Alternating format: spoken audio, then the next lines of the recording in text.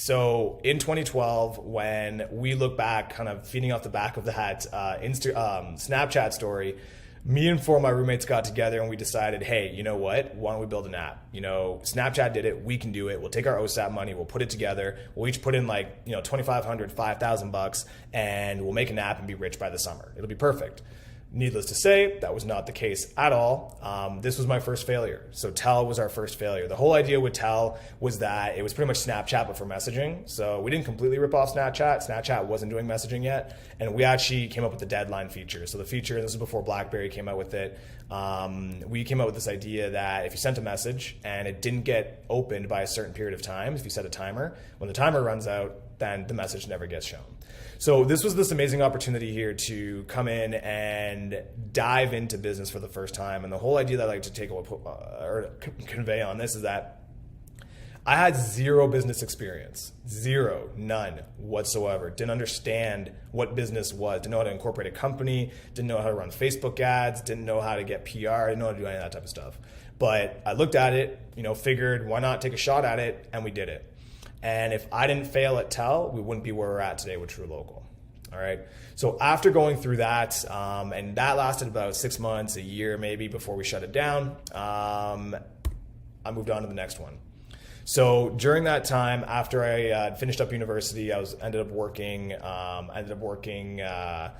in London full-time, so London, Ontario, my full-time job, and I got bored again and decided that I wanted to kind of dive into something new and see if we could start something. So what I did was I took what I learned from Tell. I took that you really got to be understanding of everyone's role and choosing your partners carefully.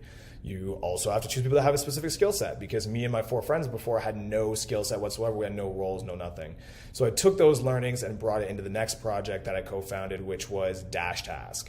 And DashTask, the whole idea here was that we wanted to take the sharing economy model and bring it specifically into universities. So the whole idea was that if you needed someone to do your laundry or walk your dog or go to the liquor store for you, whatever you might want, you could post a little gig. That gig gets sent to people's phones. Anybody who wants to do it in the area can do it. You'll be like, hey, I want you to clean up after my house party. I'll pay you $20. That was kind of what ended up happening there. So we did that for a little while. That also ended up being a failure. So this is my second startup, second failure. This one wasn't as much of a failure as a mutual parting of ways. But either way, it didn't get off the ground. So that's where we're at now. Now, that plus Tell is what led us to where we're at today with truLOCAL. All right. So truLOCAL, like I mentioned before, in the past 4 years, we've gone from 10 employees, 20 employees, just being in Ontario, then just being in Alberta, then expanding into BC. We're now, like I said, 55 employees across the country. We've recently expanded into the US as well. And what truLOCAL is all about is developing Canada's regional supply chains. And our goal now is to connect people to the source. And when we started the business, it was really just to solve the problem of people looking for value-added meat products. 100% grass-fed beef, RWA, so products raised without antibiotics, local products. That was the biggest thing we wanted to do, and we wanted to bring it online. However, as we started going through the past 4 years, we realized that we have a way bigger opportunity here to make an impact, and what we want to be doing is developing Canada's regional supply chains, like I mentioned. When you look at it, the national supply chains are fragile, and COVID was an awesome example of that. So what we want to do is facilitate and make it that it's equally as easy to shop with a farmer who's an hour and a half away as it is to go to the grocery store that's 5 minutes down the road, and that's what we're focusing on right now. So that's my background, that's my story. I really wanted to give you guys some context on that before I kind of dive into some of the learnings that I have, and hopefully some things that'll help you guys on your journey. But when you look at this, how do we grow truLOCAL? Okay, so I have these sort of phases that I feel a lot of businesses end up going through, and I'm going to share those with you guys, and I'll kind of talk about how truLOCAL navigated those phases. So to me, phase one of any business is the infrastructure phase, okay? And the infrastructure phase is pretty much figuring out how to run your business. If you have a drop shipping business, if you have a SaaS business, if you've got some sort of enterprise software business, if you've got a D2C, if you've got any D2C brand, if you've got a service-based business, you have an idea and you have a concept and you think you know how it's going to work. But in your first infrastructure phase, you are going to actually figure out how it works. If you're a D2C company, okay, your whole idea is that you are going to sell products directly to consumers. Well, how does that even work? Okay, well, you figure out that you need to have a logistics center, and you figure out that you need an inbound product, and you figure out that, okay, when someone puts an invoice, someone puts an order that has to generate an invoice. You would then pack off that invoice, and then how are you getting it to the customer? Okay, well, you got to work with different couriers, or you got to do it yourself. Figuring out how to run the business, to me, is the infrastructure phase, and figuring out how to run it, not at scale. I wouldn't say it's at scale, but figuring out how to run it in your first sort of cohort of initial users. If you've got a enterprise SaaS company, you're building out some really, really cool software tools for businesses. Well, you understand how you want it to work, but how does it actually work?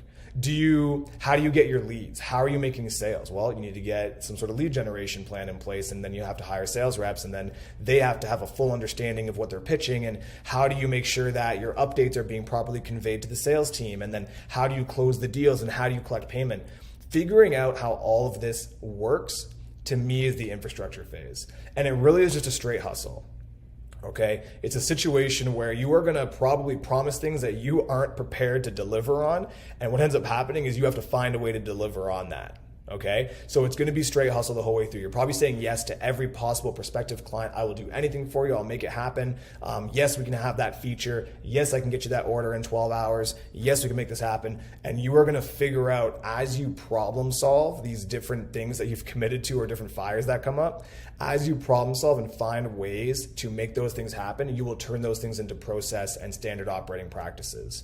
So infrastructure phase, to me, is the first step of building any sort of business, is figuring out how the business is going to work. And once again, this is after you've already come up with your idea and your business plan. Let's say you've launched the business, then you go into the infrastructure phase.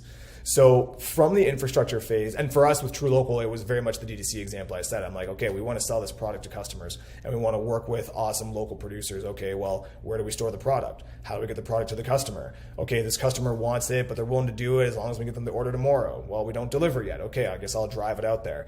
You know, all of these different things. How do we manage inventory? How do we stock inventory? How do we forecast purchasing? These are all things that you start a business, and if you're anything like me at all, you just kind of see the end game. You're like, okay, we're gonna get a lot of customers. Done. Okay, there's a lot of other operational things that have to go into that. So moving on from the infrastructure phase, to me, there's the customer acquisition phase. And a lot of different ways to look at this. However, to me, the customer acquisition phase is once you figured out how to run your business, okay, how hypothetically, if you had a lot of customers coming in, how would you service those customers or those clients? That's the infrastructure phase. Well, now once you've got that figured out, you're in the customer acquisition phase, okay? And now it's understanding and testing and figuring out how you actually get customers, aka how you actually grow your business. Okay, so it's pretty much figuring out the hard way how to get customers and clients, because you're going to try everything. All right, you're going to go down the obvious routes. You're going to go down the paid acquisition routes. You're going to go do paid acquisition on Instagram, Facebook, Amazon, Google, all these different places. Okay, but you're going to start to realize that anything that is very easy and very obvious is very saturated at the same time. And the businesses that last, the businesses that do well, are businesses that have creative and unique customer acquisition strategies. If you're just going to go ahead and go on social media or go on Facebook or go and do paid advertising, you'll be fine in the early days. But as you get to scale and you have to start spending more and more money to acquire these customers, you're going to realize that it's hyper competitive. So you need to get really creative on how you're acquiring customers, especially if you have a high ticket price, right? D2C has some best practices that you can use out the gate. However, once again, if you're in enterprise software sales or if you're selling a service, you got to figure out how to get these customers coming in. And to me, that's the whole creativity phase. So you know how to service these customers, you know, in the early stages. Once again, it's going to change completely when you start getting into scaling, but you know how you would service them. Well, now you got to figure out how you're actually going to get these customers. So when you couple both of these phases together, you know how to run the business, and now you know how to get customers. All right.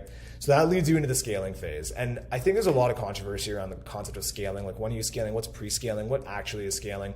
One of the biggest things I want to stress is that scaling is not just growing. Okay, that's growth. Scaling is growing your business while optimizing your operations and your key metrics and your margins and your product at the same time, to the point where as you scale, your business is actually getting better. It's very easy to grow a business and let all of your different KPIs, OKRs, all of your different metrics fall to the wayside. That's very simple. But properly scaling is growing your business while at the same time making your processes more efficient. All right. So this is a high risk phase. Ironically, when you talk about most investors, when you talk about going into your Series A and things like that, you're typically going in the scaling round, and usually people will spend more money because you've already got your proof of concept. But when I look at the scaling phase, I think it's very high risk, because now what you're doing is you're saying you've got your infrastructure phase, you understand how to run the business, and now you already understand how to acquire your customers. Well, now what you're about to do is you're about to pour fuel on that fire, and you're about to double down on what you believe you know from your infrastructure phase and your customer acquisition phase. So yes, you've got some proof of concept here, but you're about to go all in on those strategies. So to me, when I look at the scaling phase, it's very high risk, because if you're wrong or you're off or you're not optimizing and tweaking all the way through to make sure that you're continuously growing while making the business run better, then you're going to run into a situation where you might be going down the wrong path. So to me, the infrastructure phase, the customer acquisition phase, and the scaling phase are all really, really important. It's kind of how we looked at building truLOCAL. So once again, when we look at the customer acquisition phase, we've come up with a lot of different unique customer acquisition tools that are above and beyond just your typical D2C paid advertising. And when we look at the scaling phase, when we did Ontario, the whole idea was, okay, can we replicate this in Alberta better, quicker, faster? And then could we do the same thing in BC, and then obviously the same thing in the US? So these are the phases that I went through. And once again, I don't think these are any like super, you're not going to find these in any books or anything. These are just things that I felt really applied. And when I looked back, I felt like I went through these phases.